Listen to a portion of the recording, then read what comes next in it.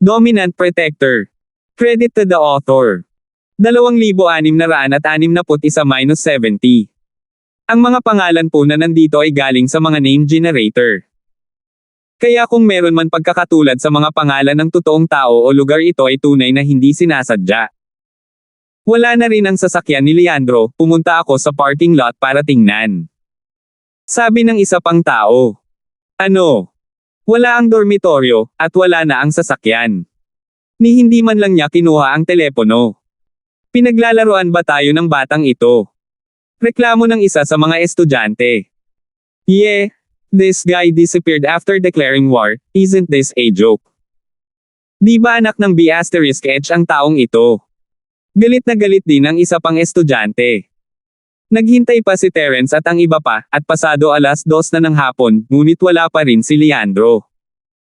Walang magawa, si Terence ay walang pagpipilian kundi ang umatras, at ang iba pang mga estudyante ay umalis na rin. Si Leandro naman ang nagpapanatili ng kanyang deklarasyon ng digmaan siya ay duwag, anak ng isang B*H. Hindi iyon pinansin ni Leandro. Nais lang niyang makabalik sa pang-araw-araw at araw-araw na sekta sa lalong madaling panahon at tanungin si Celestial Master Pyriang kung ano ang mali sa kanyang alupihan. Nang gabing iyon, sa wakas ay bumalik si Leandro sa pang-araw-araw at pang-araw-araw na sekta. Napaka-welcome ni Natoy, ngunit hindi masyadong maganda ang Celestial Master na si Chadrick nang makita niya ang alupihan. Bagamat ang espiritong hayop na ito ay walang halaga sa pang-araw-araw at pang-araw-araw na sekta, ito ay isang kayamanan pa rin.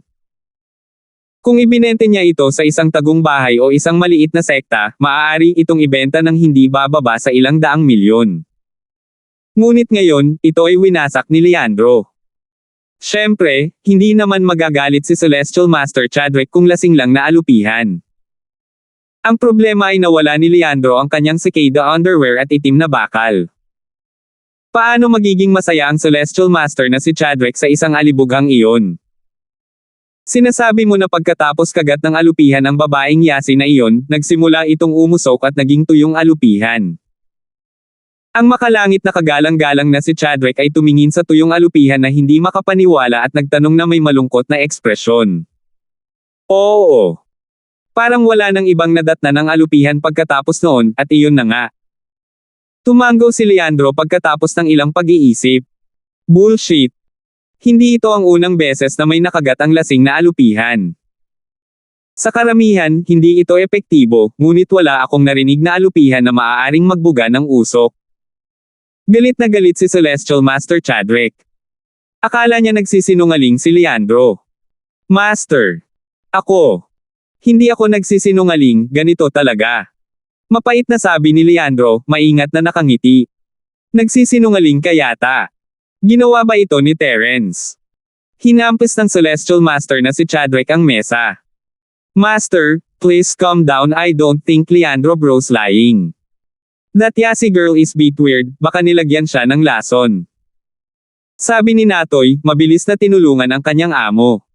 Oh, ganun ba? Sumimangot ang Celestial Master na si Chadrick. Gayunpaman, paborito niyang estudyante si Natoy, kaya medyo kumalma siya matapos marinig ang sinabi ni Natoy. Muli niyang dinampot ang alupihan at pinagmasdang mabuti. Maya-maya, hindi niya napigil ang mapabulalas, ang alupihan na ito ay tila nalason ng apoy. Hindi ito lason. Hindi poison. Napakurap si Natoy, tapos.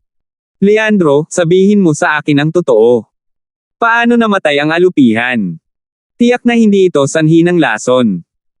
Siguradong nalason ito ng isang nagsasaka ng elemento ng apoy, at tanging isang cultivator na lubos na nagil-inang ang makakagawa nito. Naging seryoso ang ekspresyon ni Celestial Master Pyriang. Guru, hindi talaga ako nagsisinungaling sa iyo. Ang alupihan na ito ay tiyak na isang beses lang kumagat kay Yasi. Ako at si Leandro lang ang nasa eksena, walang iba. Tiyak na sabi ni Leandro. Kaya si Yasi ay isang fire element practitioner. Asked Heavenly Venerate Chadrick. Hindi, tiyak na hindi siya cultivator. Bagamat hindi pa ako opisyal na nakapasok sa threshold ng isang cultivator, siguradong masasabi ko kung may iba pang cultivator. Dagdag pa, mapapatunayan ni Natoy na si Yasi ay hindi isang practitioner, kami ay magkasama sa paaralan sa loob ng 3 taon, at alam ko kung anong uri siya ng tao, sabi ni Leandro. Hindi isang magsasaka. Tila hindi naniniwala si Celestial Master Chadwick sa mga sinabi ni Leandro, ngunit nagbago ang kanyang mukha nang may naisip siya. Hintayin mo ako, may kailangan akong kumpirmahin. Oo, Master. Sina Leandro at Leandro ay hindi rin ng ahas na magsabi ng kahit ano.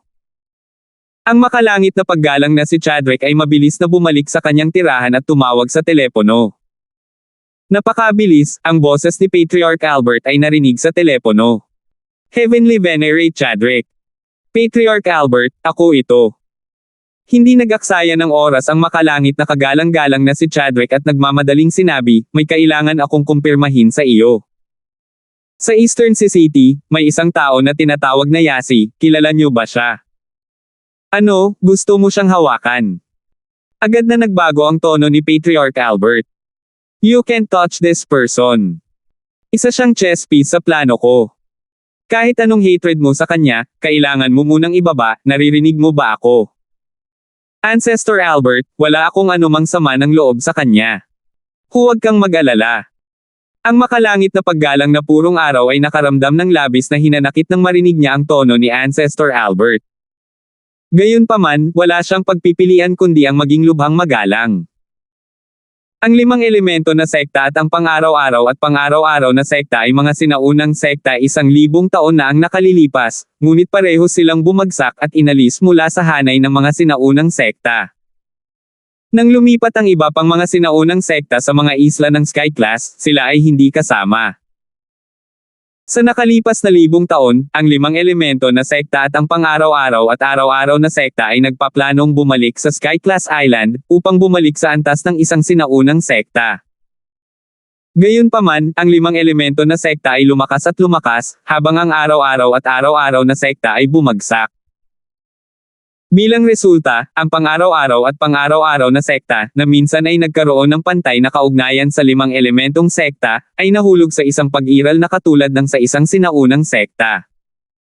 Mula sa isang kooperatiba na relasyon sa 5 elemento na sekta, ito ay naging isang relasyon na halos nasa ilalim nito. Gayunpaman, walang magagawa ang makalangit na paggalang kay Pyongyang. Pagkatapos ng lahat, hindi lamang si Patriarch Albert ay isang henerasyong mas matanda kaysa sa kanya, ngunit wala ring maraming makapangyarihang tao sa pang-araw-araw at pang-araw-araw na sekta. Bukod kay Patriarch Kwanyo, na matagal nang nag-iisa, ang pinakamakapangyarihang tao ay ang makalangit na purong Yang. Gayunpaman, hindi siya ang katugma ni Patriarch Albert. Ito ay dahil na rin sa isang insidente na nangyari mahigit 1 dekada na ang nakalipas.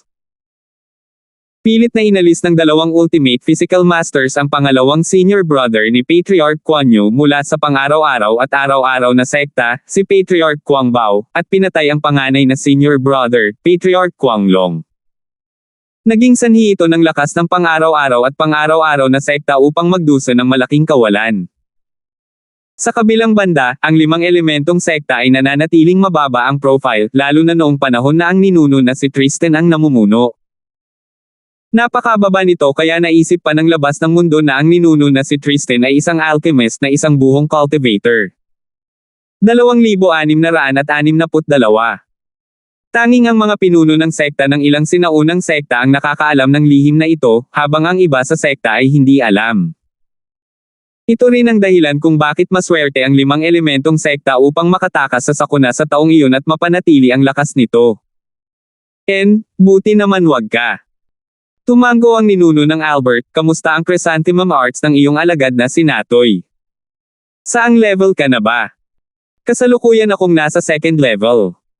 Hindi ko pa naabot ang Great Circle of Perfection. Sabi ng makalangit na paggalang kay Chadwick. Nasa 2nd level pa lang siya. Kailangan kong magmadali. Isa siya sa pinakamahalagang pawn pagdating ng panahon. Nagbabala si Patriarch Albert. Huwag kang mag-alala, ang bilis ng paglilinang ni Elder Albert Natoy ay medyo mabilis, at ang planong ito ay hindi lamang ang plano ng 5 elemento ng sekta kami, ang pang-araw-araw at araw-araw na sekta, ay matagal nang naghihintay para dito. Upang makabalik sa immemorial level, ang makalangit na pagpipitagan na si Chadwick ay maaari lamang yumuko at yumuko ang kanyang mga tuhod sa harap ng 5 elemento na tarangkahan. Mabuti naman. I'll hang up kung wala nang iba. Huwag mong sasabihin kahit kanino ang tungkol kay Yasi. Sabi ni Patriarch Albert. Sige, sabi niya. Ibinaba ng Celestial Master na si Chadwick ang telepono, sa wakas ay naniwala sa mga salita ni Leandro.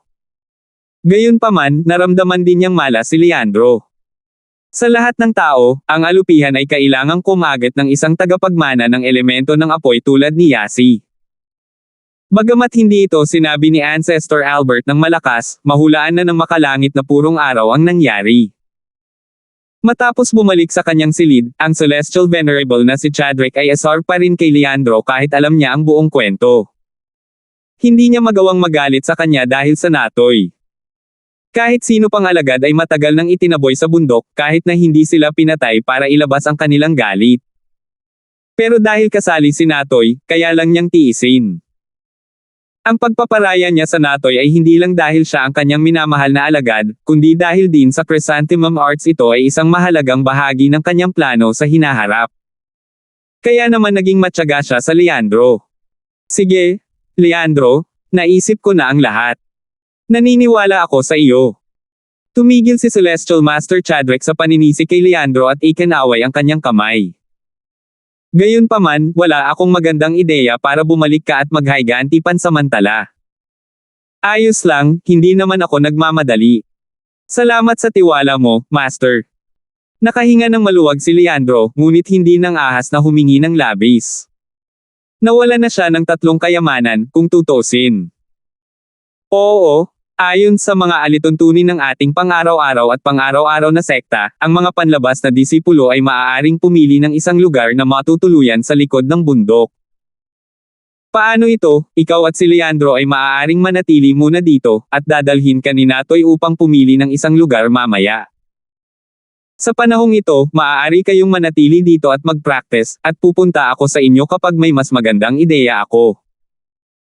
Ang Celestial Master na si Chadwick ay ayaw nang mag-aksaya pa ng oras sa Leandro, kaya pinapunta niya siya sa likod ng bundok upang magtanim ng mag-isa. Sa ganitong paraan, hindi masama ang pakiramdam ni Natoy, at hindi rin siya mapakali. Gayunpaman, hindi alam ni Leandro kung ano ang iniisip ni Celestial Master Chadwick. Mabilis siyang nagpasalamat. Salamat, Master. Dito ako mananatili at maglilinang pagkatapos. Ayaw na ni Leandro na bumalik sa paaralan sa lalong madaling panahon, sabi niya ay sasagutin niya ang hamon, ngunit hindi siya nang ahas. Siguradong papagalitin si Leandro sa kanyang pagbabalik, kaya nagpasya siyang maghintay hanggang sa mawala ang lahat. Leandro bro, ano ang tingin mo sa mga bahay na ito? Dinala ni Natoy sina Leandro at Leandro sa likod ng bundok at humihingi ng paumanhin. Ang mga lugar na may magagandang tanawin ay kinuha lahat ng mga nakatatandang outer disciples. Leandro bro, dumating ka mamaya, at bagamat magagamit ko ang aking autoridad upang mahanap ka ng mas magandang lugar, kailangan mong maghintay hanggang matapos ang bagong taon upang muling ipamahagi ang mga mapagkukunan. Kailangan mong gawin ito para sa susunod na 2 buwan. Ayos lang. I think it's pretty nice here, too. Tahimik at walang nang iistorbo sa akin. Ang mga outer disciples ay gumising ng maaga para mag-practice sa mga matataong lugar, lalo na yung mga nag-e-ensayo ng panlabas na arts. Lagi silang nagkakagulo at iniistorbo ang pagtulog ko. Sabi ni Leandro sabay kaway ng kamay. Totoo yun, tumango si Natoy, nakatira ako sa panloob na sekta. Kung hindi dahil sa mga tuntunin ng sekta, maaari kayong tumira sa akin. Napakalaki ng aking lugar, at hindi ko magagamit ang lahat ng ito ng mag-isa. Haha, Pao, sobrang kontento na ako sa puso mo. Sabi ni Leandro sabay tapik sa balikat ni Natoy. The best decision I've ever made in my life was to take you as my follower. I can tell that if it is not for you, Master wouldn't even care about this, and he wouldn't give me my treasure to challenge Terence. He didn't even blame me for breaking my treasure all because of you. Huwag mong sabihin iyon, Leandro bro. Ikaw ang tumulong sa akin noong ako'y may problema, kung hindi, matagal nang nawasak ang aking pamilya. Mapayapa pa ba akong makapagtanim dito? Seryosong umiling si Natoy, Leandro bro, dito ka na lang. Tignan ko kung makukuha kita ng anting-anting kapag nagkaroon ako ng pagkakataon para bumalik ka at turuan mo ng leksyon si Terence. Sige, walang pagmamadali. I'm already very happy that you have this thought. Sabi ni Leandro na tuwang-tuwa. Sa Stonegate City Industry University, sina Leandro at Leandro ay wala kahit saan kahit na matapos ang klase sa gabi. Ang dalawa ay nawala ng ganoon lang, at ang hamon ay naging komedya. Ngunit ang nakakalito kay Terence ay ang Leandro ay may nakatagong card sa kanyang manggas bakit siya sumuko bigla. Hindi kaya nasira ang kanyang espiritong hayop. O maaaring isang beses lang ito magagamit, at hindi ito gagana pagkatapos ng isang paggamit. Siyempre, hindi inaasahan ni Terence na ang spirit beast ni Leandro ay magiging isang tuyong alupihan na nilaso ni Yasi. Shield bro, hindi talaga dumating si Leandro. Ang kagat sa binti ni Yasi ay ganap na gumaling, ngunit siya ay nalilito rin gaya ni Terence bakit hindi dumating si Leandro upang hamanin siya, at bakit hindi nila narinig ang isa't isa. I'm not sure. Who knows what he's up there? Gayunpaman, pinatayo niya ako, kaya hindi niya ako masisi. Umiling si Terence at pinaandar ang kotse, nagmamaneho patungo sa Central District. Ang hindi inaasahan ni Terence ay may isang taong nakatayo sa harap ng kanyang vilya sa Central District. Pabalik-balik ang lakad niya, hindi alam ang ginagawa niya. Kung hindi lang siya mukhang pamilyar sa malayo, iisipin ni Terence na ang taong ito ay isang magnanakaw na may masamang intensyon. 2 beses siyang bumusina, at ipinarada ni Terence ang sasakyan sa bakuran. Nakita ng taong naghihintay sa pasukan ng kotse ni Terence at agad na sumunod. Drake York. Napatingin si Terence sa taong may pagtataka. Si Drake iyon, ang disipulo ng Hidden House na nakilala niya sa Hidden House Summit. Sinubukan niyang magpakamatay. 2,663. Karaniwan, hindi maaalala ni Terence ang pangalan ng isang kamyo na tulad nito, ngunit si Drake ay kapatid ni Akira, kaya natural na naaalala ni Terence ang kanyang pangalan. Hehe, Mr. Linford, naaalala mo ako. Tuwang-tuwa si Drake nang tawagin ni Terence ang kanyang pangalan. Hindi na niya kailangang magpakilala. Siyempre naalala ko, pero anong ginagawa mo dito? Nagtataka si Terence kung bakit nandito si Drake. Napansin kaya ni Drake na bago ang tablet ni Jenny at mayroon lamang study notes, kaya pinapunta niya rito si Drake para ipagpatuloy ang exchange. Mr. Linford, niligtas mo ako sa Hidden House Summit, sabi ko babayaran kita. Naghanap ako ng pagkakataon para mahanap si Mr. Linford pero hindi pa ako nagkaroon ng tamang pagkakataon. Alam mo namang hindi ako madaling umalis sa nakatagong pamilya mo. Seryosong sabi ni Drake. Naku, di bale gusto mo akong gantihan. I saved you by coincidence. At dahil sa relasyon namin ng ate mo, natural na tutulungan kita. Huwag tayong mag-usap sa pinto, sabi ni Terence. Sige, sabi niya. Tumango si Drake at pumasok sa vilya kasama sina Terence, Cheryl, at Yasi, habang sina Jenny at Chito ay bumalik sa kanilang sariling mga vilya. Matapos makapasok sa sala, medyo nakalaan at magalang si Drake kay Terence. Tumayo siya roon, hindi naglakas loob na umupo. Umupo ka. Hindi inaasahan ni Terence na kabahan si Drake. Hindi niya maiwasang mapangiti, I'm on good terms with your sister, you don't have to be so polite. Hindi masyadong kumilo si Terence malapit kay Drake sa Hidden House Summit dahil ayaw niyang makita sila ng mga tao. Gayunpaman, ang kanyang saloobin ay mas mahusay sa bahay sa oras na ito. Siyempre, ito ay dahil din sa insidente sa merkado ng practitioner, at ang kanilang relasyon ay mas malapit. Okay, salamat, Mr. Linford. Hinaplos ni Drake ang kanyang mga kamay at umupo sa sofa. Binuhusan ni Cheryl si Drake ng isang basong tubig at nagtanong, Terence, sino ito? Sino ang kapatid niya? Naku, hindi ko sinabi sa'yo, pero ito si Drake, kapatid ni Akira. Bata pa lang sila hiwalay na sila. Kasalukuyang bisita si Drake ng Hidden House U. Una ko siyang nakilala sa Hidden House U Summit, pagpapakilala ni Terence. Arg! Kapatid ka ni Akira. Kung gayon bakit niya sinabing niligtas mo siya? Tanong ni Yasi. Anong nangyayari? Dapat kayong dalawa ang asawa ni Mr. Linford, di ba? Sasabihin ko sa inyo ng personal. Ganito po. Hindi na hinintay ni Drake na magsalita si Terence at ipinaliwanag niya ang sitwasyon kina Cheryl at Yasi. Medyo nahiya si Cheryl nang tawagin siya ni Drake na Mrs. Terence, ngunit wala siyang sinabi. Si Yasi naman ay nakangiting tinanggap ang titulo.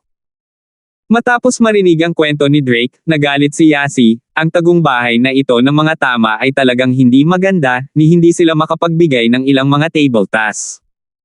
Kalimutan mo na, bisita ako nila. Mababayaran lang ako kung may gagawin ako para sa kanila.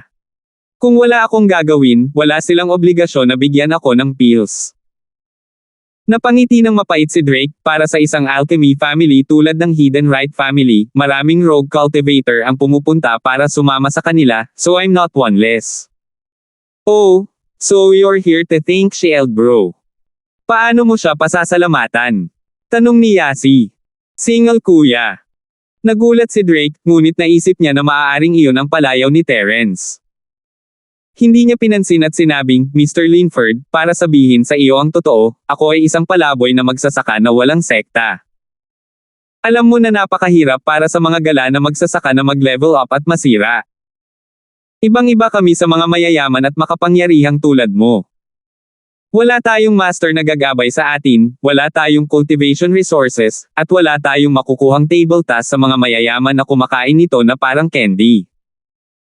Maaari lamang nating malaman ang mga bagay na hindi natin naiintindihan tungkol sa panloob na lakas ng ating sarili. Wala kaming masters na tutulong sa amin kapag kami ay nag-level up at lumampas. Kaya nga napakahirap ng lahat. Og. Sandali lang, hayaan mo akong linawin ito, itinuturing din akong freelancer. Umiling si Terence na may mapait na ngiti. Sa mata ng iba, isa siyang rich kid. Nakakatawang biro, ngunit iniisip ang tungkol sa lakas at bilis ng pag-level na ipinapakita ngayon ni Terence, normal lang na hindi maintindihan ng mga tao. Sa katunayan, alam mismo ni Terence na ang pinag-uusapan ni Drake ay ang kanyang pinagdaanan nitong mga taon. Minsan, nang makitang biglang naging Earth class si Irving, medyo naiinggit si Terence. Kahit na ang pagtaas ng lakas mula sa mga table tasks ay hindi matatag, at nang walang tamang suporta at pagsasanay, hindi siya katugma sa mga practitioner na nag-level up ng hakbang-hakbang. Una sa lahat, nagkaroon ng malaking pagkakaiba sa aktwal na karanasan sa labanan. Bukod dito, ang pagkukumpara sa dalawa ay parang pagkukumpara sa dalawang tao na magkapareho ang timbang, ang isa ay mataba at ang isa ay maskulado. Ang combat index ng dalawa ay tiyak na magkaiba ng langit at lupa. Kaya kahit may lakas si Irving, para siyang taong hindi naging kalamnan ang taba. Ang kanyang lakas sa pakikipaglaban ay malayo sa isang master ng parehong antas, ngunit ang hindi kapani-pani walang bilis ng pagsasanay na ito ay nagpainggit pa rin kay Terence. Si Terence ay may dalawang master, ngunit hindi sila nagturo sa kanya ng anumang bagay na may kaugnayan sa pagsasanay. Ang isa ay nagturo sa kanya ng mga assassination technique at butterfly steps, na kasing bilis ng Sky-class Masters, habang ang isa naman ay nagturo sa kanya ng gamot at nagpalakas ng kanyang katawan. Ngunit sa mga tuntunin ng pagsasanay, kinailangan ni Terence na alamin ito mismo, unti-unti. Ang tanging nakakaalam ng kaunti ay si Elder Jiao, na may tuturing na half-master sa kanya, at mayroon din siyang hindi kumpletong mga alaala. Wala siyang alam, at napakasakit para kay Terence. Masasabi ng isang tao na ang mga nagawa ni Terence ngayon ay dahil sa kanyang sariling pagsusumikap. Maaaring siya ay maluwalhati sa harap ng mga tao, nakakatakot sa Sky-class Masters, ngunit walang nakakaalam kung gaano siya nagsanay sa dilim. Isang minuto sa harap ng entablado, 10 taon sa likod ng entablado ito ang loika. Hindi na natatakot si Terence na ihayag ang kanyang pagiging freelancer, dahil unti-unti niyang kinokontrol ang antas ng marangal na bahay, at maging ang nakatagong antas ng noble house, si Terence ay may kaunting gilid sa kanila. Ang tanging antas na natitira ay ang antas ng sinaunang marangal na bahay, at walang saysay na magpanggap na mayroong isang misteryosong background doon ang iyong lakas ay nandoon para makita ng lahat, at walang saysay ang pagpapanggap maliban kung mayroon talagang isang master sa likod mo, na maaaring magpakita ng kanyang sarili. Wandering cultivator din si Mr. Linford. Gulat na tumingin si Drake kay Terence, ang kanyang mga mata ay puno ng hindi makapaniwala. Hehe, natural. Nakangiting tumango si Terence. No way! Earth-class mid-phase peak na si Mr. Linford ngayon, at kaya niyang patayin ang Sky-class master sa ilang segundo, isa siyang solo practitioner. Lagi kong iniisip na may eksperto sa likod mo, Mr. Linford. Hindi inisip ni Drake na nagsisinungaling si Terence sa kanya, ngunit masyado siyang nabigla. 2664. Huwag muna nating pag-usapan ito sa ngayon. Ipagpatuloy natin ang pag-uusap tungkol sa iyong bagay. Sabi ni Terence sabay wave ng kanyang kamay, nang makitang nagbago ang paksa. Oh, okay. Tumango si Drake at sinabing, nagpunta ako mula sa pinakamababang antas ng practitioner hanggang sa gitnang bahagi ng Earth class. Siyempre, nagtrabaho ako para sa pamilya mo, at ginantimpalaan nila ako ng ilang mga table tasks at natural na kayamanan para sa pagsasanay, ngunit maliit na halaga lamang iyon. Kung hindi ako Earth class early phase noon, hindi ako tatanggapin ng pamilya mo. At hindi ako umasa sa mga table tasks o mahirap na pagsasanay upang maabot ang unang bahagi ng Earth class, ngunit sa ibang paraan. Ibang paraan. Napakurap si Terence. Ito na. Kinuha ni Drake ang isang box na mukhang antik sa kanyang bulsa at maingat itong binuksan. Kumuha siya ng isang maliit na puting bato at ibinigay kay Terence, Mr. Linford, pakisuyong tingnan. Oh! Isang puting energy stone. Kinuha ni Terence ang mga bagay kay Drake at nagulat siya. Ito ay dahil ang bagay na nasa kamay ni Drake ay kapareho ng kayamanan na natagpuan nila ni Sun Jingyi sa Ulang Mountain Range. Oh! Mr. Linford, alam mo ba ang tungkol dito? Saglit na natigilan si Drake, ngunit pagkatapos ay sinabi niya, no wonder, si Mr. Linford ay dapat magkaroon din ng bagay na ito.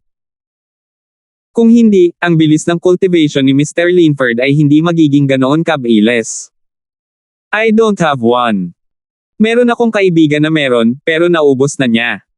Malamang naubos mo na ang isang ito, tama ba? Sabi ni Terence. Ito ba ang kayamanan na ibinibigay mo sa akin? Hindi maramdaman ni Terence ang anumang chi mula sa Energy Stone, kaya mukhang pareho ito nang mayroon si Jingyi na ubos na nila ang lahat ng enerhiya. Ngunit ang nakakalito kay Terence ay kung bakit ibinigay ito ni Drake sa kanya. Hindi naman. Nagamit na yung akin dati, pero may alam akong lugar na dapat may mga hindi nagamit na Energy Stone. Sabi ni Drake. Oh! May lugar talaga na gumagawa ng ganitong uri ng Energy Stone.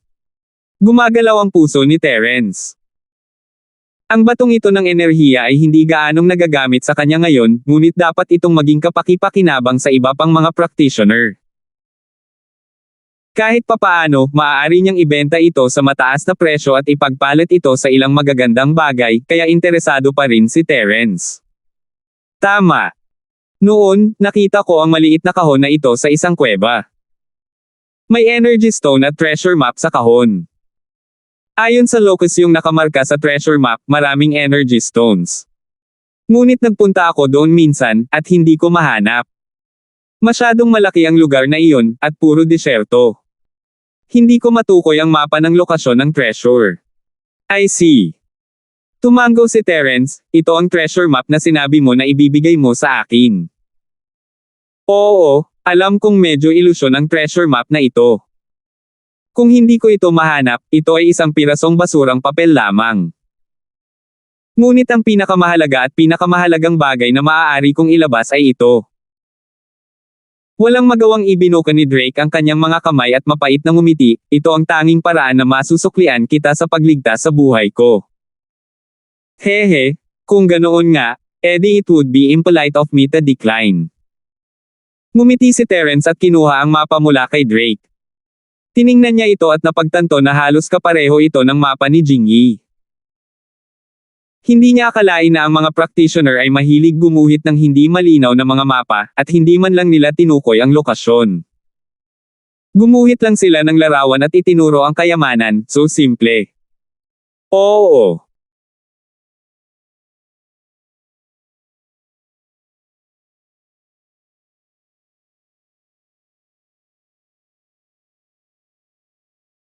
Jingy or Jelay? Oo. Tumango si Drake at bumantong hininga. Noong una kong mahanap ang mapa na ito, gumugol ako ng maraming oras at pagsisikap. Inihambing ko ito sa mga mapa ng satellite sa internet at sinuri ito ng halos kalahating taon bago ako nakarating sa isang tiyak na conclusion. Gayunpaman, pagkatapos kong pumunta doon, nakita ko na ito ay isang malawak na disyerto. Walang mga palatandaan sa disyerto, kaya hindi ko matukoy ang lokasyon ng mapa ng kayamanan. Maliban na lang kung kaya kung lumipad ng mataas para makita ang buong disyerto, ngunit hindi magagawa ng helicopter na kinuha ko. Inihambing ko ang mga coordinates sa online na mapa at ginamit ang satellite positioning system para pumunta doon, ngunit wala akong nakita. Ang mapa na ito ay dapat na higit sa 1,000 taong gulang. Kahit na nagbago ang kabuoang hugis ng disyerto, hindi ako sigurado kung ang mga bagong coordinate ay ang mga lumang coordinate pa rin. Kahit na may error ng ilang kilometro, hindi ko ito mahahanap. Tumingin si Terence sa mapa at tumango. Mas maganda kapag nasa bulubundukin ng Wulong Haote sila. Ang kalupaan doon ay natatangi, hindi eksaktong pareho, at naroon ang tuktok ng bundok upang kontrolin ang buong sitwasyon. Ngunit iba ang disyerto. Kahit na iginuhit mo ang hugis ng disyerto, mahirap pa rin matukoy ang tiyak na lokasyon. Maraming salamat, tatanggapin ko itong mapa. Saan ang disyerto? Tanong ni Terence. Anong pangalan mo ngayon? Hindi alintana kung mahahanap niya ito o hindi, ang treasure map na ito ay regalo mula kay Drake. Ibinigay niya ito sa kanya bilang pasasalamat, kaya hindi ito maaaring tanggihan ni Terence. Bagamat mahirap hanapin ito, maaaring pumunta si Terence at tingnan kapag may oras siya. Wow! Shield bro! Tingnan ko ang treasure map. Kinuha ni Yasi ang treasure map mula sa mga kamay ni Terence at tiningnan ito. Gayunpaman, bahagyang nagbago ang mukha ni Yasi sa isang hindi matukoy na sandali bago bumalik sa normal, ang lugar na ito. Ang disyerto na ito ay dapat na napakainit. Tinatawag na ngayong disyerto ng Hakuna Marta ang disyerto na ito, at kakaunti ang mga tao dito. Talagang napakainit. Sinasabing mayroong isang bulkan sa dulo ng disyerto. Ang disyerto ay tuyo at mainit sa simula, kaya mas mainit ito ngayon.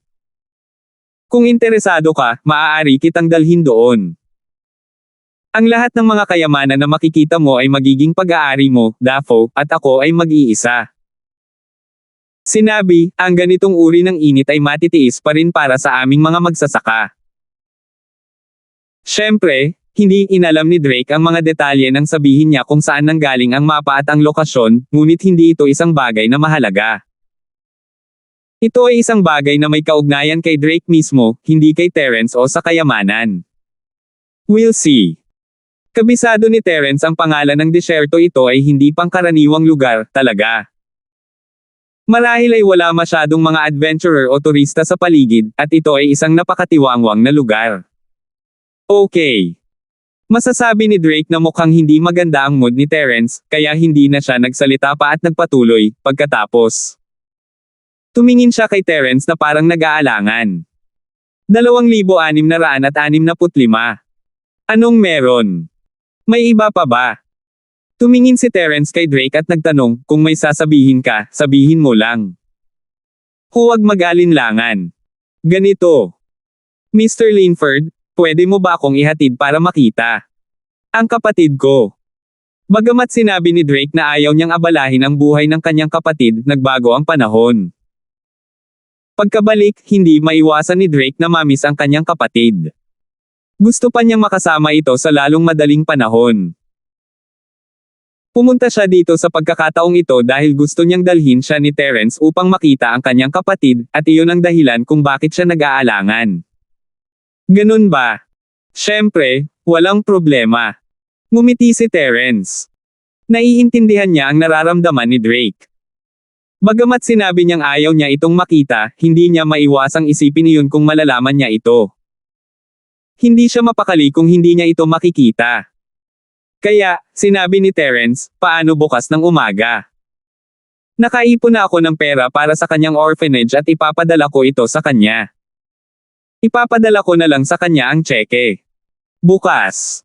Paano naman ngayon? I can't go out for too long, maingat na sabi ni Drake, natatakot akong maghinala ang nakatago mong pamilya. Kung alam nila na nandito ako para makita si Mr. Linford, hindi nila ako papakawala ng madali. Today is okay too. Let's go now. Cheryl, yes, babalik ako saglit sa Starfield. May maitutulong ba ako sa iyo? Tumayo si Terence. Lumalamig na ang panahon. Pwede mo ba kaming tulungang bumalik sa villa at maghanap ng damit pang panglamig? Tanong ni Cheryl. Sige, aalis na ako. Kasabay nito, umalis si Terence sa villa kasama si Drake, sumakay sa kotse, at dumiretso sa Starfield. Ang hindi alam ni Terence ay may isang taong pamilyar siya sa daan papuntang Starfield Orville. Bumalik si Orville mula sa ibang bansa sa pagkakataong ito upang tuparin ang hiling ng kanyang ama. Ang ama ni Orville ay dating tagalungsod ng Starfield, ngunit dahil mahirap ang kanyang pamilya noong siya ay bata pa, siya ay inampon ng isang mayamang pamilya. Lumipat ang pamilya sa ibang bansa hindi nagtagal. Pagkaraan ng napakaraming taon, pumanaw ang lolo ni Orville, na siyang adoptive father din ng ama ni Orville. Hindi na bata ang ama ni Orville. Ang mga matatanda ay gustong bumalik sa kanilang pinagmulan, ngunit ang pagbabalik sa kanilang pinagmulan ay nakasalalay sa sitwasyon. Ang ama ni Orville ay may nakababatang kapatid na lalaki dito. Kung mahahanap niya siya, mahahanap niya ito. Nagplano ang ama ni Orville na bumalik. Kung hindi niya ito mahahanap, wala siyang kakilala kapag bumalik siya, kaya walang anumang kahulugan ito. Siyempre, secondary na lang kung babalik siya o hindi. Ang pangunahing bagay ay nais niyang magkaroon ng kamag-anak. Ampun siya at walang kamag-anak sa ibang bansa. Medyo malungkot siya tuwing bakasyon at palaging pinagpapantasyahan ang pamilya ng kanyang kapatid na darating sa ibang bansa bilang mga bisita. Kaya't sineseryoso ito ni Orville. Pagkababa ng eroplano sa lungsod ng Stonegate at magpalipas ng gabi, umarkila siya ng kotse at pumunta sa Starfield. Magkasamang dumating sina Terence at Drake sa ampunan ng Starfield. Pagpasok pa lang ng sasakyan sa bakuran ay masayang lumapit sa kanila si Kent. Nasa parking lot siya, nagdidirekta sa pagbaba ng mga paninda. Natural na masaya siyang makita si Terence. Terence kuya. Hinahanap mo ba si Akira sis? Tumakbo si Kent. Nandito ba siya? Tanong ni Terence. Siya nga, pero dapat nasa dormitoryo niya sa oras na ito. Pwede mo siyang puntahan ng diretso. Sabi ni Kent. Sige, hahanapin ko siya. Tumango si Terence at nagmaneho papunta sa staff quarter. Sa una, si Akira at ang Dean ay maaaring magdisenyo ng isang malaking bahay sa bagong dormitoryo ng staff, ngunit pareho silang tinanggihan ang blueprint ni Fatty Boy at nagpasya na itayo ang lahat ng mga dormitoryo ng staff na may parehong laki. Parami ng parami ang mga bata sa ampunan, at kailangan nilang kumuha ng mas maraming tauhan para mag-alaga sa kanila. Ang orphanage ay isang pribadong negosyo, at si Akira at ang Dean ay kailangang magbayad para sa lahat ng mga gastusin, kaya natural na sinubukan nilang mag-ipon hangga't kaya nila at ibinigay ang dagdag na espasyo sa silid sa bagong staff. Kilala ni Terence ang lahat ng security guard sa orphanage, at siya ang nagdala kay Drake dito, kaya hindi sila nakatagpo ng anumang pagtutol at umakyat sa itaas. Sa orphanage pa rin nakatira si ate. Si Drake ay hindi nang ahas na magtanong ng marami habang nasa daan. Ang alam lang niya ay si Akira ang namamahala sa orphanage at si Terence ay nakalikom ng malaking halaga para sa orphanage. Si Akira at ang principal ay magkasamang namamahala sa orphanage na ito. Ang batang nakita natin ngayon ay tinatawag na Kent. Siya ang katulong ni Akira, maraming pinagdaanan ang kapatid mo, araw-araw na nag-aalala tungkol sa kabuhayan ng kanyang anak. Huwag mong maliitin ang mga gastusin ng orphanage, ito ay isang lugar kung saan ang pera ay ginugugol na parang tubig, paliwanag ni Terence. Natigilan si Drake.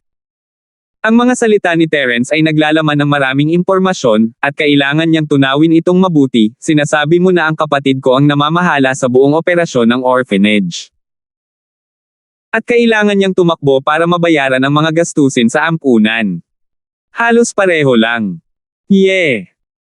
Tumango si Terence, nakatulong ang aming paaralan na Macaulay ng mahigit 100 milyon sa pagkakataong ito, hindi ko alam kung hanggang kailan natin ito magagamit. Hindi magtatagal ang 100 milyon. Nanlaki ang mga mata ni Drake. Hindi pwede. Magkano kaya ang halaga ng mga batang ito? Kahit daan-daang bata, ilang daang libo lang sa isang buwan, di ba? Ha! Hindi mo alam kung gaano kamahal ang pagkain. Kung pagkain lang, baka sapat na, pero una sa lahat, mahigit ilang daang bata ang nandito. Noong huling nakausap ko si Akira, mahigit 10,000 ulila, at karamihan sa kanila ay ipinanganak na may iba't ibang uri ng inborn o acquired na sakit. Ang paggamot sa mga ulila na ito ay ilang daang beses na mas matindi kaysa sa pagkain si Linford. Oras. Ang bahay ampunan ay pumasok sa walang katapusang siklo ng pagpapalawak, at parami ng parami ang mga ulilang may sakit na ipinadala dito. Sa personalidad ni Akira, walang paraan na tatanggihan niya sila. Maaari lamang niyang ipagpatuloy ang pagpapalawak ng laki ng ampunan ng walang limitasyon. Siyempre, nililigtas mismo ni Terence ang mga may sakit na ulilang ito, ngunit limitado ang kanyang oras at lakas. Maaaring tumagal ng ilang oras hanggang ilang buwan upang gamutin ang isang ulila. Kung mananatili siya sa ampunan at gagamutin sila, makakatipid siya ng malaking pera, ngunit maaantala nito ang kanyang paglilinang. Ito ay hindi makatotohanan. Nakikita ko. Tumango si Drake pagkatapos marinig iyon. Halata namang nagkukwente siya sa puso niya. Mayroong higit sa 10,000 mga bata, na marami sa kanila ay may sakit. Ang mga gastos ay talagang isang astronomical figure. 2,666. Ang isang nakatagong pamilya mo ay mangangailangan ng 10 milyon o kahit na daan-daang milyong gastos bawat buwan. Bagamat may pera para makabili ng mga materyales sa alchemy, ilang tao ang naroon sa pamilya mo. Not to mention ang orphanage.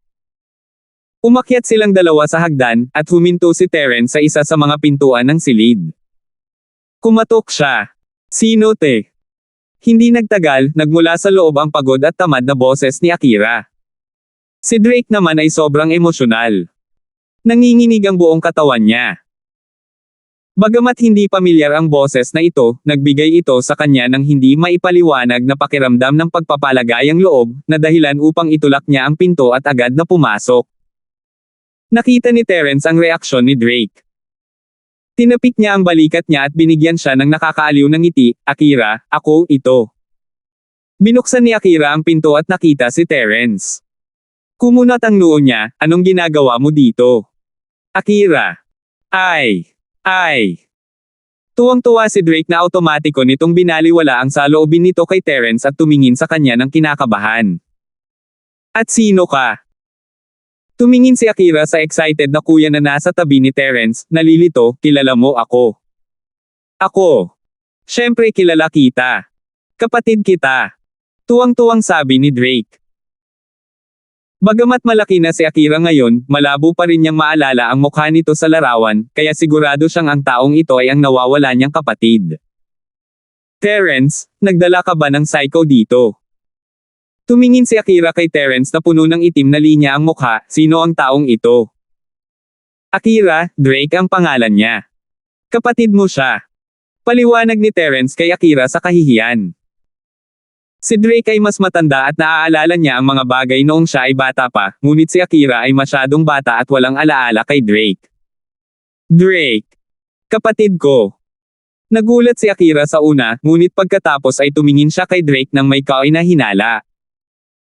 Sa alaala ni Akira, mayroon nga siyang isang nakatatandang kapatid na lalaki, ngunit hindi niya gaanong maalala noong panahong iyon. Wala siyang masyadong maalala tungkol sa kanyang kapatid, ngunit naalala niya ang pangalang Drake. Hindi niya sinabi kahit kanino, kahit ang Dean. Nangangahulugan ito na hindi lang nakahanap si Terence ng taong magsisinungaling sa kanya. Kung talagang gusto niya, gumawa siya ng pangalan, Drake, hindi Drake.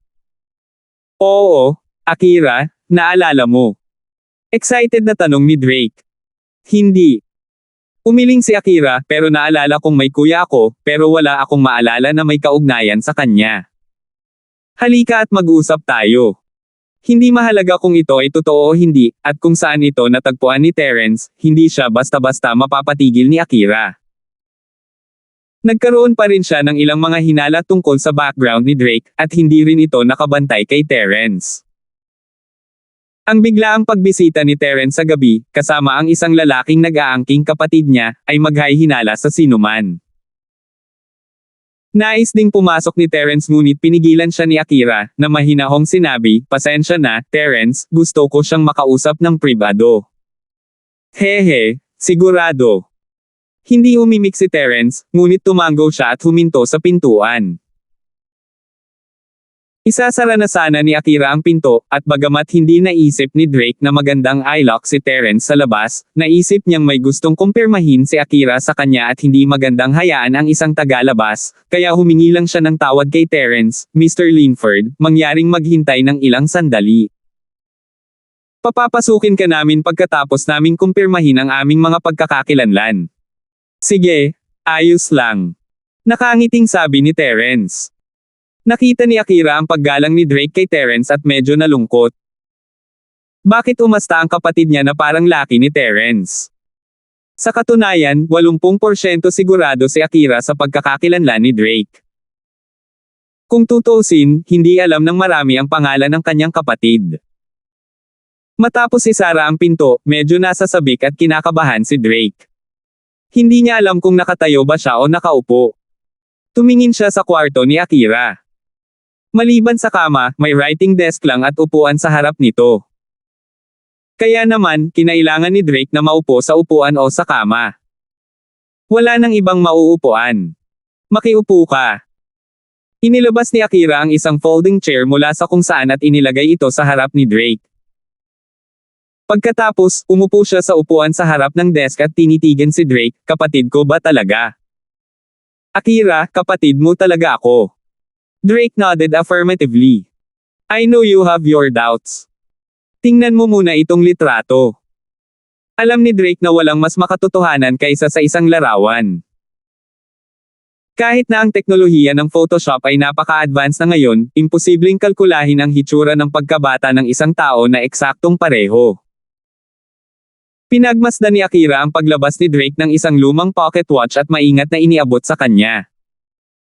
Ang ganitong uri ng bagay ay bihira sa modernong mundo. Mabilis itong kinuha ni Akira at binuksan, nagulat. Ha! Ang babae sa larawan ay si Akira. Bagamat wala kay Akira ang larawang ito, kinunan siya ng dinang litrato noong siya ay sinundo ng orphanage. Bawat bata sa ampunan ay kukuha ng litrato sa kanila kapag sila ay unang dumating sa ampunan. Walang ibang dahilan kung hindi ang magkaroon ng ebidensyang magpapatunay sa hitsura nila noong bata pa sila nang hanapin nila ang kanilang mga magulang kapag sila ay lumaki. Nakita na ni Akira ang sarili niyang larawan noon, at kamukhang kamukha niya ang babae sa larawang ito. Ang anggulo ng dalawang larawan ay ganap na naiiba, kaya malamang na hindi sila na Photoshop. Pagkatapos, ang tanging paliwanag ay ang taong nasa harap niya ay talagang kapatid niya. "Ito ay ikaw at ako?" tanong ni Akira maya-maya. "Oo, ito lang ang litratong magkasama tayo noong bata pa tayo. Ito rin ang ebidensya na hinahanap kita sa lahat ng mga taon na ito." Napabuntong hininga si Drake, "Kaya lang dahil sa mga espesyal na dahilan, hindi ako naglakas loob na hanapin ka ng hayagan. I'm sorry. No, it's not your fault. Are you really my brother?" Ang puso ni Akira ay nasa gulo. Alam niyang may kapatid siya, ngunit ang kapatid na ito ay nasa lalim ng kanyang alaala. Wala man lang siyang impresyon sa kanya. Ngayong bigla itong sumulpat sa harapan niya, hindi niya ito matanggap.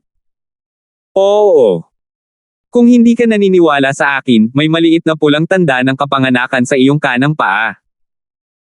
Bagamat naaalala ko ang mga bagay, hindi ko gaanong maalala. Ito lang ang tanging bagay na natatandaan ko.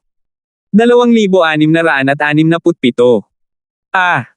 Sa pagkakataong ito, hindi na nag-alinlangan pa si Akira. May pulang birthmark talaga sa kanang paa niya, at napakaliit nito. Maging ang din ay hindi ito napansin, at hindi niya ito binanggit kahit kanino. Hindi rin malalaman ni Terence, at alam ng taong ito sa harapan niya. Kapatid niya siguro ito. Si Akira, na ulila mula pagkabata, ay biglang nagkaroon ng kapatid. Ito ay nagpasaya at nagpakaba sa kanya. Tumingin siya kay Drake, ngunit hindi niya ito matawag na kuya. Akira, alam kong nagdududa ka pa rin, pero napaka-advance na ng medical technology ngayon. Kailangan lang nating magpadana test para mapatunayan ang relasyon natin. Kung hindi ka naniniwala sa akin, magagawa natin bukas. Kinakabahang sabi ni Drake. Kuya. Narinig ni Akira ang mga salita ni Drake at hindi na napigilan ang pananibik sa kanyang puso. Ang salitang, kuya, ang lumabas sa kanyang bibig, at tumulo ang kanyang mga luha.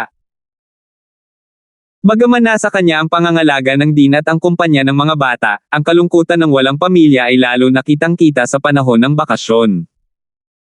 Hindi inaasahan ni Akira na sa wakas ay magkakaroon na siya ng kapatid.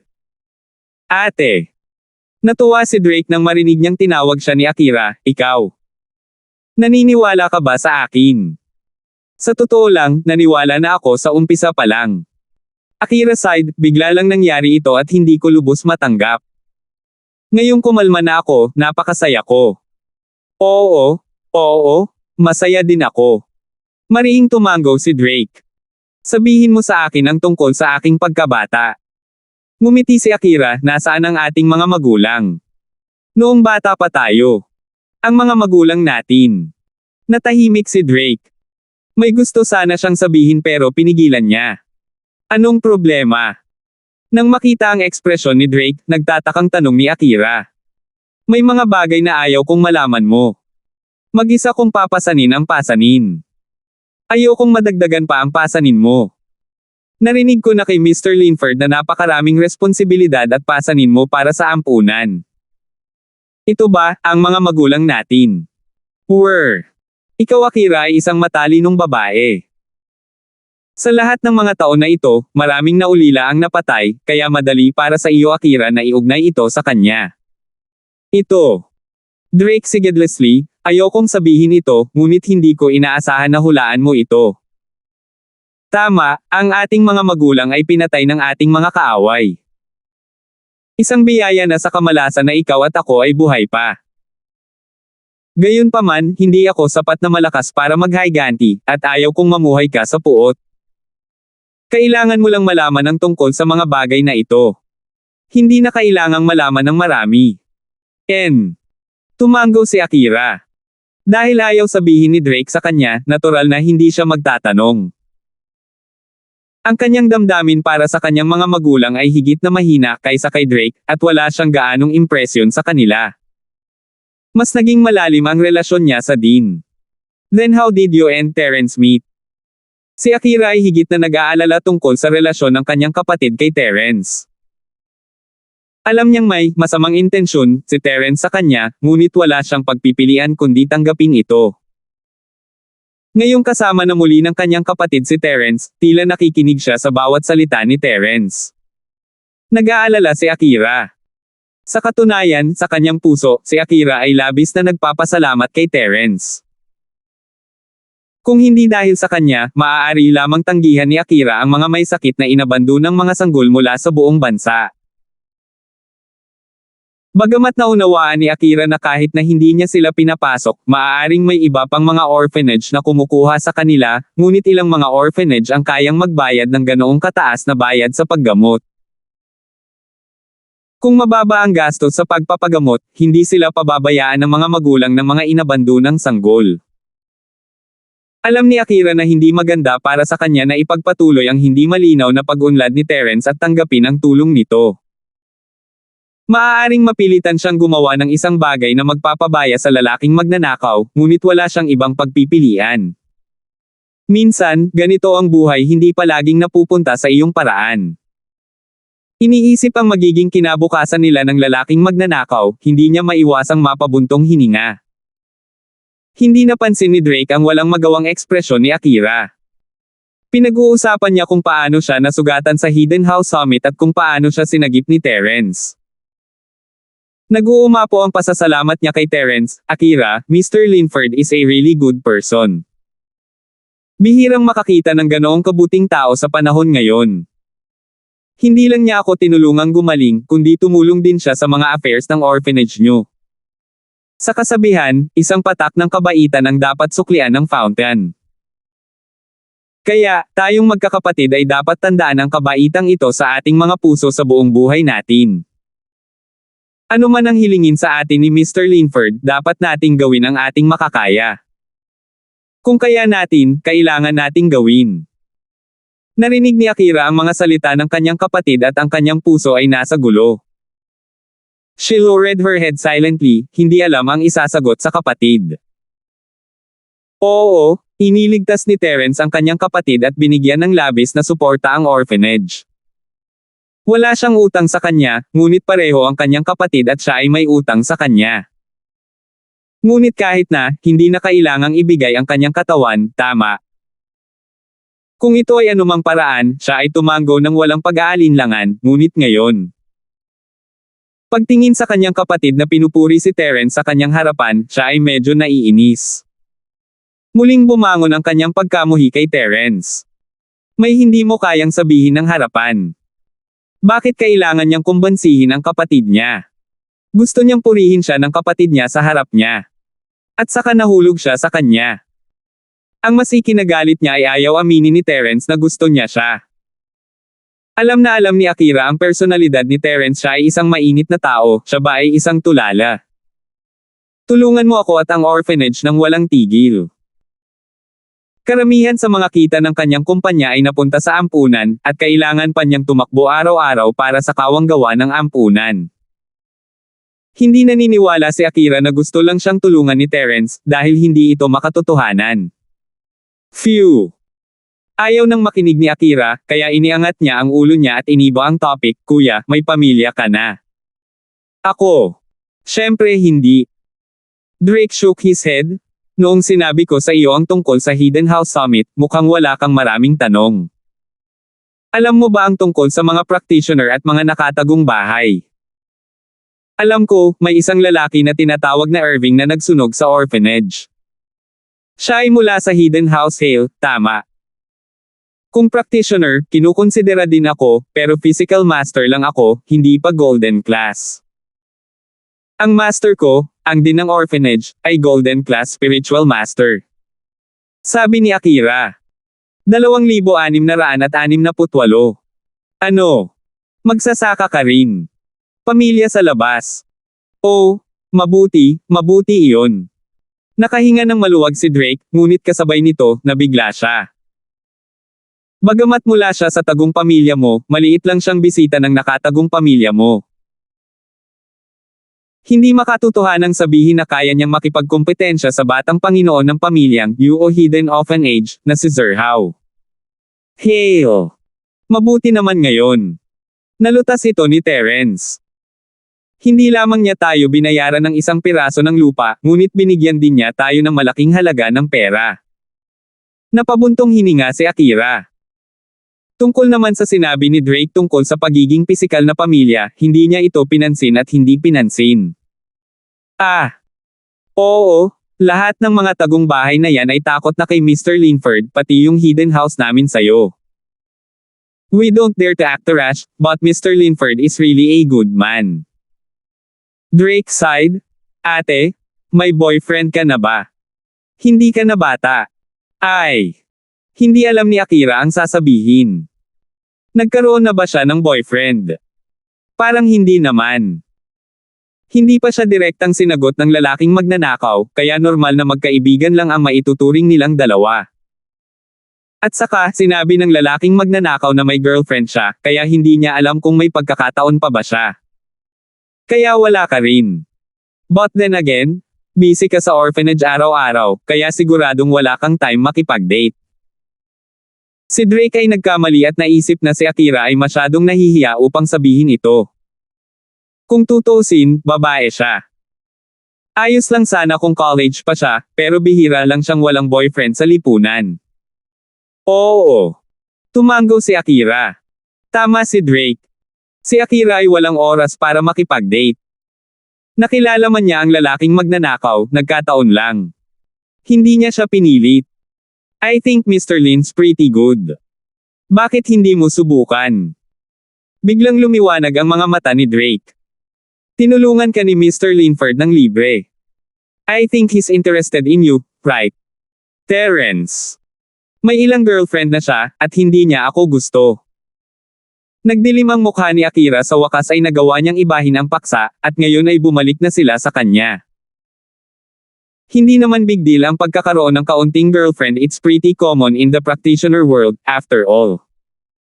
I think Mr. Lin's a good guy. The first heard kaya niyang patayin ang Sky Class Masters in seconds.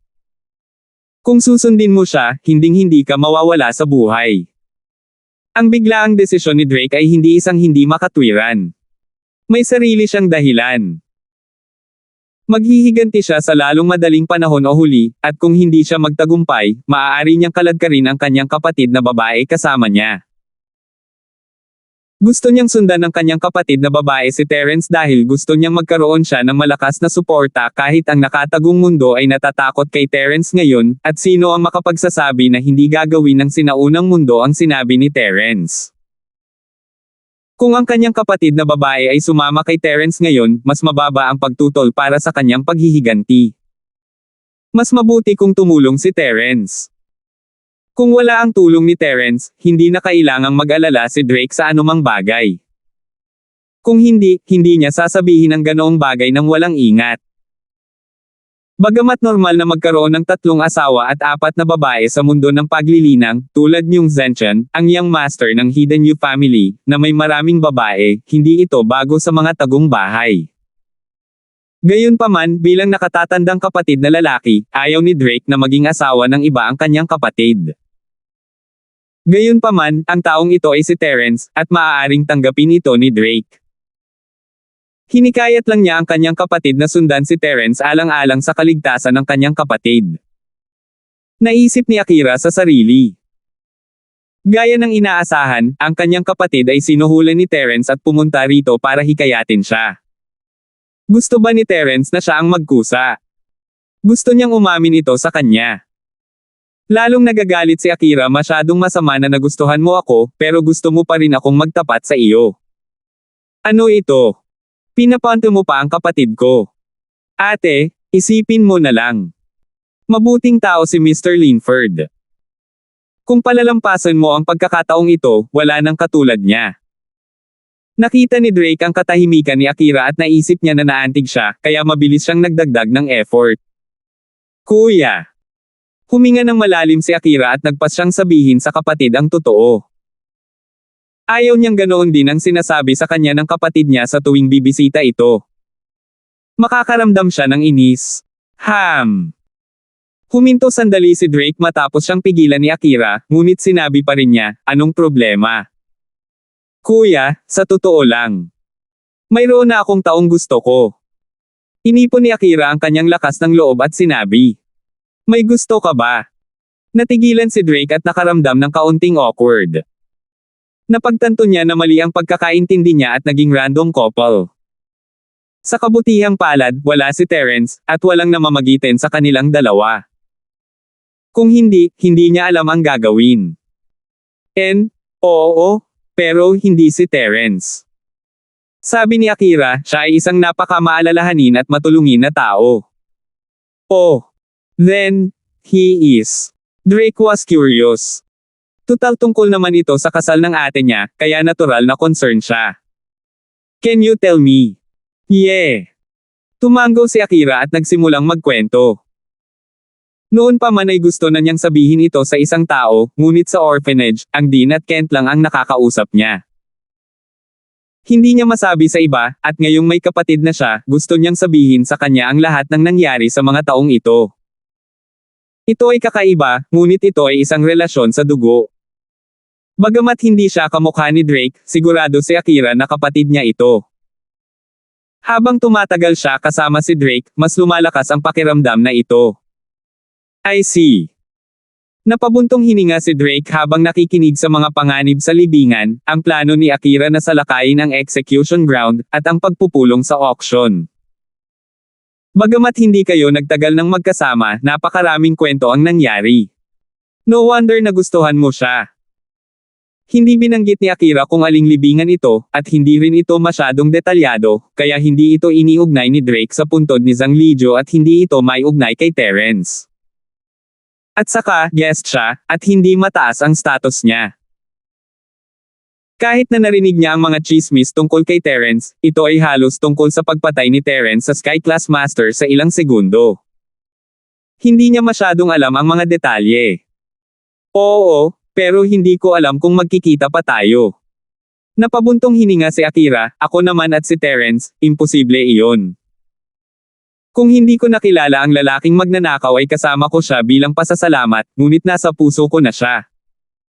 Kung ako ang makakasama niya, hindi ako magiging masaya. Kung gusto mo ang gawaing ito, maaari kang pumunta upang bumoto para sa rekomendasyon at buwan ng mga boto. Ang iyong suporta ang aking pinakamalaking motibasyon. 2,669. Then I'm being a busybody. Forget it, thank God wala si Mr. Linford kanina. Kung siya, sobrang awkward. Sabi ni Drake, winuwagayway ang kanyang kamay. Bro! Sinasabi mo na hindi ka pinaponte ni Terence para kausapin ako. Napahinto si Akira, iniisip na nagkamali siya. Hindi, bakit ako pinasabi ni Mr. Linford? Nagulat din si Drake at nagtatakang tanong. Sa totoo lang, ganito. Sinabi ni Akira kay Drake kung paano siya tinulungan ni Terence ng paulit-ulit, at kung paano ipinuhunan ng kumpanya ni Terence ang karamihan sa mga kita sa pagtatayo ng orphanage. Kuya, kung hindi interesado si Terence sa akin, hindi ko talaga maintindihan kung ano ang ginagawa niya. Gusto niya lang ba akong tulungan? Ito. Natahimik si Drake. Oo, hindi siya isang bata na kakapasok lang sa lipunan. All these years in the Hidden House masyado na siyang nakakita ng mga scheme at pagpapalitan ng mga benepisyo. Natural na naiintindihan ni Drake ang mga alalahanin ni Akira. Sa katunayan, naintindihan din niya na iniligtas siya ni Terence dahil gusto niyang magtanim ng especially iya sa Hidden House mo.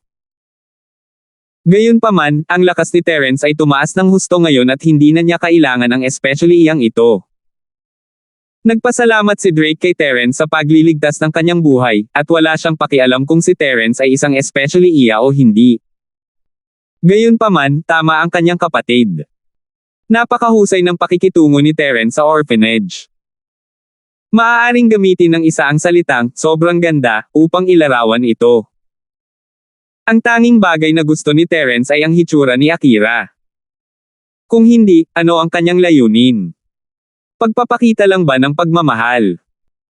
Ngunit maraming paraan para mag-abuloy, at hindi lang isang orphanage ang malapit.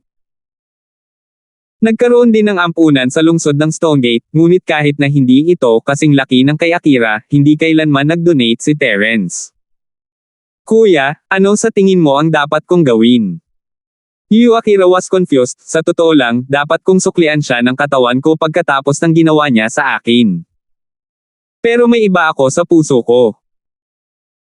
Pilitin ko man ang sarili kong makasama siya, hindi ko masisiguro na hindi ako lolokohin ng katawan ko, pero hindi ko masisiguro na ang iniisip ko ay imbes na maging malungkot, baka. Kung ganoon bakit hindi mo ipinaliwanag kay Mr. Linford? Mr. Linford? You're a reasonable man, right? Hindi mo naman ako pipilitin di ba? Tanong ni Drake.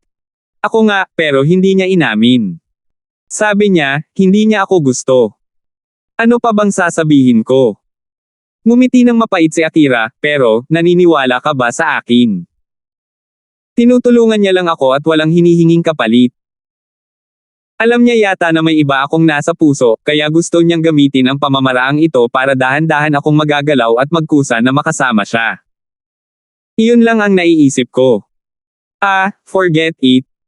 Since that's the case, kakausapin ko si Mr. Linford mamaya. Sana maintindihan niya, walang magawa si Drake, pero wala siyang magawa. Hindi niya gustong malungkot ang kanyang kapatid, at maraming paraan para mabayaran si Terence. Ang pagpapakasal kay Terence ay isa sa kanila, ngunit hindi ito ang tanging paraan. Naisip ni Drake na kung makapaghiganti siya, siya ang magiging laki ni Terence. Narinig ni Akira ang sinabi ng kapatid at masayang tumango, Kuya, the best ka. Originally, I wanted Mr. Linford to protect you for the rest of your life, but it seems like that is not possible. Drake lowered his voice, pero hindi naman sa walang ibang paraan. Sa pamilya ko, may kakaibang teknik na ipinasa mula sa henerasyon hanggang sa henerasyon. Ito ay ipinamana lamang sa anak na babae, hindi sa anak na lalaki. Mayroon akong kakaibang pamamaraan na ito, at dadalhin ko ito sa iyo sa susunod. Maaari din itong linangin ng iyong bloodline, kaya kailangan mong linangin ito upang maprotektahan ang iyong sarili. Kahit na medyo masakit ang proseso, kailangan kong tiyakin na mayroon kang kakayahang protektahan ang iyong sarili. Dilat na dilat ang mga mata ni Akira, hindi niya akalain na ang kanyang bahay ay may lihim na pamamaraan na ipinamana mula sa kanyang mga ninuno. Gayunpaman, kailangan mong gawin ang lihim na sining na ito ng palihim. Bago mo ito makabisado, hindi mo ito maipapakita sa harap ng iba, kung sakaling magkagulo ka. Noon, ang pamilya natin ay dumaan sa isang malaking pagbabago dahil sa lihim na sining na ito. Akira, naiintindihan mo ba? Naiintindihan ko. Seryosong tumango si Akira, medyo mabilis ang paghinga niya at mabilis ang tibok ng puso. Hindi niya akalain na magiging ganito kahalaga ang secret art ng kanyang pamilya. Isang lihim na sining na maaaring magdulot ng kamatayan. Gaano kalakas iyon? Kasabay nito, nakaramdam siya ng relax at kagalakan kung ang kanyang lakas ay tumaas ng mabilis, makakasama kaya niya ang lalaking magnanakaw. Kapag nagkaroon siya ng lakas, masusuklian niya si Terence sa pamamagitan ng pagbebenta ng kanyang buhay para sa kanya sa halip na ibenta ang kanyang katawan. Tandaan mo, hindi mo ito masasabi kahit kanino, kahit ang amo mo. Mabuti na lang at nag-practice ka lang ng pisikal na martial arts, seryosong sabi ni Drake, at hindi espiritual. Kung nag-practice ka ng iba pang espiritual, hindi mo magagawa ang isang ito. Ikaw Akira ay nakakaramdam din ng swerte. Ngayon napagtanto niya kung bakit sinabi ng kanyang kapatid na hindi siya nagsasanay sa espiritual, ngunit pisikal. Kaya ito ang dahilan. Sa katunayan, ang Dean ng orphanage ay may spiritual practitioners art din, ngunit hindi niya pinayagang magsanay si Akira. Natatakot siya na si Akira ay matuklasan ng kanyang mga kaaway. Pagkatapos ng lahat, madalas na lumabas si Akira upang ipakita ang kanyang mukha, at ang pagkakataon na malantad siya ay mas mataas kaysa sa kanya. Kaya, itinuro lang niya kay Akira ang qigong ng physical practitioner, at ito ay naging isang magandang bagay. Sige, sapat na ang usapan natin. Naghihintay pa si Mr. Linford sa labas. Papasukin natin siya dali. Sabi ni Drake. Sige, sabi niya. Labis na bumuti ang mood ni Akira. Una, mayroon siyang makapangyarihang sining ng practitioner, at pangalawa, nangako ang kanyang kapatid na sasabihin kay Terence ang lahat ng tungkol sa kanya, kaya wala na siyang madilim na ekspresyon. Si Terence ay isang maginoo. Hindi siya nag-eavesdrop sa pag-uusap ni Drake at Akira. Sa halip, tumayo siya sa dulo ng koridor at tumingin sa night view. Nang marinig niyang bumukas ang pinto, tumalikod siya at naglakad, tapos ka na bang magsalita? Yes, Mr. Linford. I'm sorry, medyo natagalan. Nagmamadali ka ba? Paumanhin ni Drake. Ayos lang. Nagkasama na kayong magkapatid pagkatapos ng mahabang panahon. Natural, marami kayong gustong sabihin sa isa't isa. Napakabilis na nito. Naghahanda pa nga akong umupo at mag-practice. Ngumiti si Terence. That's good. Please come in, Mr. Linford. Gumawa si Drake ng mapang-eniayang kilos para pumasok si Terence sa silid. Pagkapasok ni Terence sa silid, tiningnan niya ang mga dekorasayon at umupo sa kama ni Akira. Sa katunayan, ang puso ni Terence ay natural na pumapatong sa kanyang imahe sa lalaking magnanakaw. 2,670. Sa kanilang relasyon, hindi niya inisip na big deal ito. Tutal, mas malapit sila sa practitioner's market. Gayunpaman, ang mga aksyon ni Terence ay nagpasimangot kay Akira. Hindi siya tinuring ni Terence bilang isang tagalabas. Nakaupo talaga siya sa kama ng babae. Hindi ba niya alam ang ibig sabihin ng umiwas sa topic? Ito ang tseke para sa donasyon ng paaralan. Napadalo ko lang. Ipinasa ni Terence ang tseke kay Akira at sinabing, maaari kang pumunta sa bangko at ilipat ang pera. Salamat. Nandito si Terence para ihatid ang tseke, kaya hindi masyadong makapagsalita si Akira. Kinuha niya ang tseke at hindi pinansin si Terence na nakaupo sa kanyang kama. Magpapaliwanag pa rin sa kanya ang kapatid niya mamaya, kaya hindi mahalaga kung ito ay mas matagal pa.